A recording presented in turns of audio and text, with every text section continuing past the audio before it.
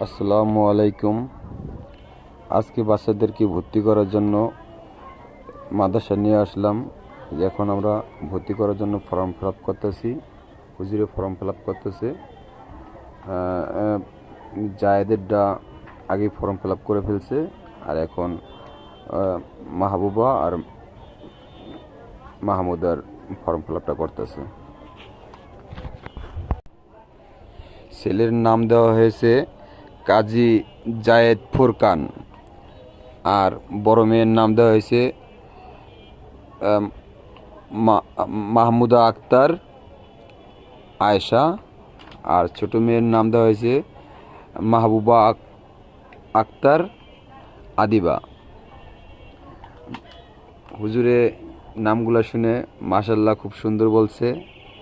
আপনাদের কাছে কেমন লাগে নামগুলো জানাবেন ইনশাআল্লাহ। আরেকটি কথা বলতে চাই আপনাদেরকে, এই মাদ্রাসা প্রতিষ্ঠানটা খুবই সুন্দর। প্রতিষ্ঠাতাও তিনিও একজন আল্লাহওয়ালা লোক, আল্লাহ ভীরু লোক।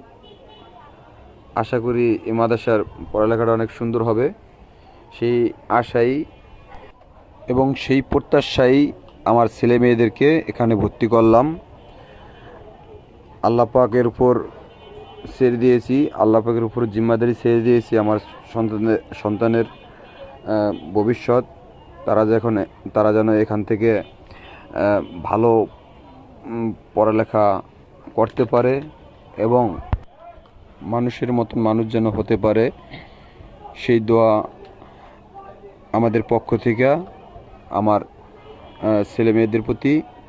ইনশাল্লাহ আপনারাও দোয়া করবেন আমার ছেলে মেয়েদেরকে, তারা যেন খুব ভালোভাবে পড়ালেখা করতে পারে এমনকি ভালো রেজাল্ট করতে পারে। ফুরকানকে গ্রামের মাদ্রাসায় পড়েছিলাম 2য় শ্রেণীতে। তো যাই হোক, এখন তার ইন্টারভিউ নিবে তার হুজুরে। দেখা যাক ইন্টারভিউতে সে কি করে।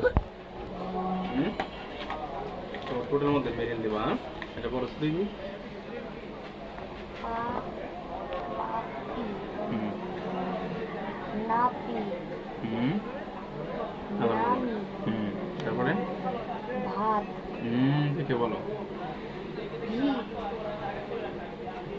এটা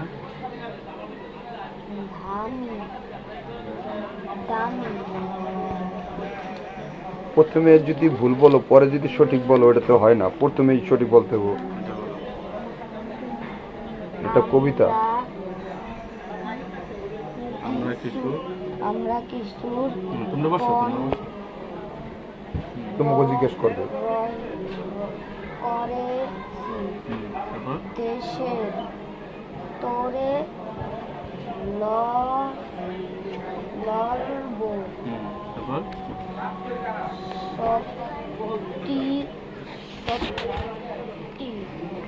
দ্বিতীয় শ্রেণীতে দ্বিতীয় শ্রেণীতে পারবো না। আর তো কোরআন শরীফ পড়তে পারো?